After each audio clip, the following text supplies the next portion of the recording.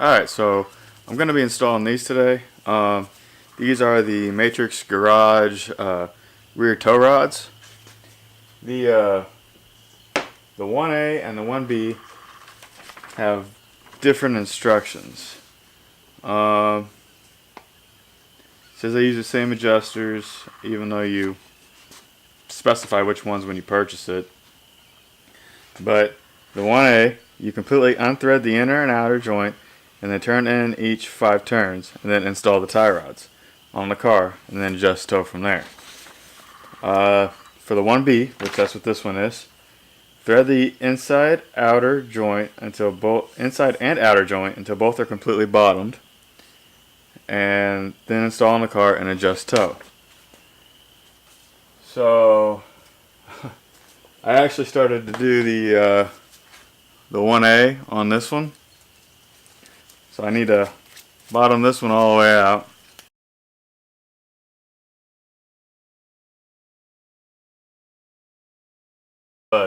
So I got that one bottomed back out again. Kind of screwed up on that one earlier.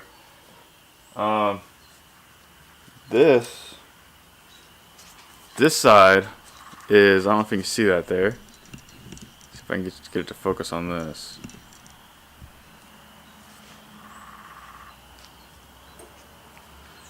Anyways, this side, this is actually welded. This is not a rod inside of it.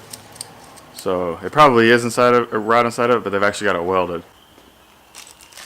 This one comes with another regular nut. This will go with the castle, but there's already a castle on the outer tie rod. So we'll go ahead and screw this one in.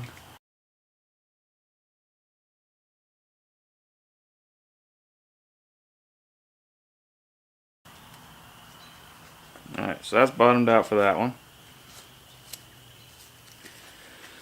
So this is what they look like now. These are beefy. I'm going to compare these to the other ones before I install both of these. So to show you guys a big difference between OEM and these. And I'm sure if you're watching this video, you've seen the OEM ones of these. So I'm going to do the same thing to the other one. Now, let's go take the old ones off.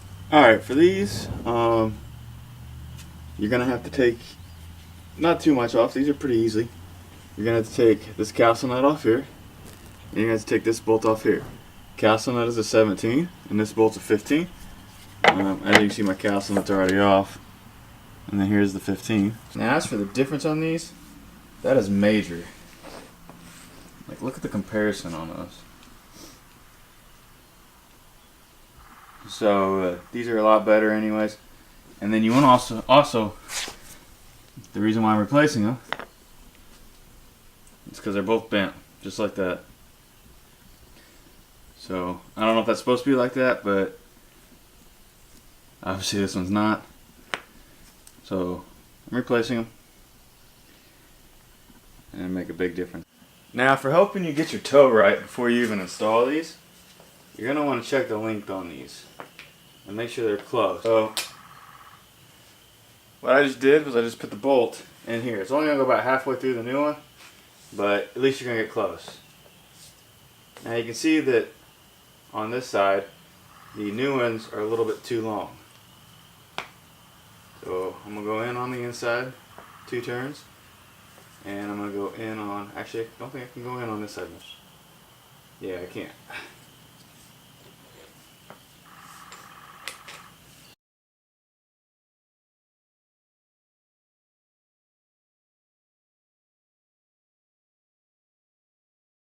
Alright, so it looks like that's the closest I'm going to be able to get them. So I'm going to install them like that, and then have to take it to the alignment shop to get it perfect. Hey everyone, forgot to do an outro again, or the battery went dead. I recorded this a couple weeks ago, so I can't really remember. Something else I failed to mention. This has a grease, where you can hook a grease gun up to it, and you need to grease these tie rods. So don't forget to grease these tie rods. They don't have any grease in them from the factory. I wasn't able to squish any grease out of them. So make sure you grease these. Just a little nipple here, and the grease gun fits on it just fine.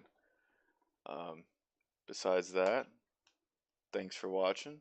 These installed very easily.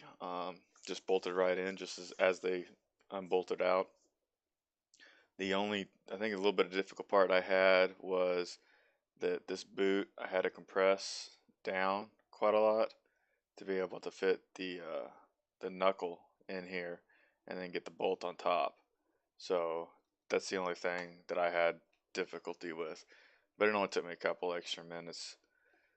Don't forget to get an alignment after this. And like I was trying to say before, thanks for watching. And I'll see you guys next time on Next Drive.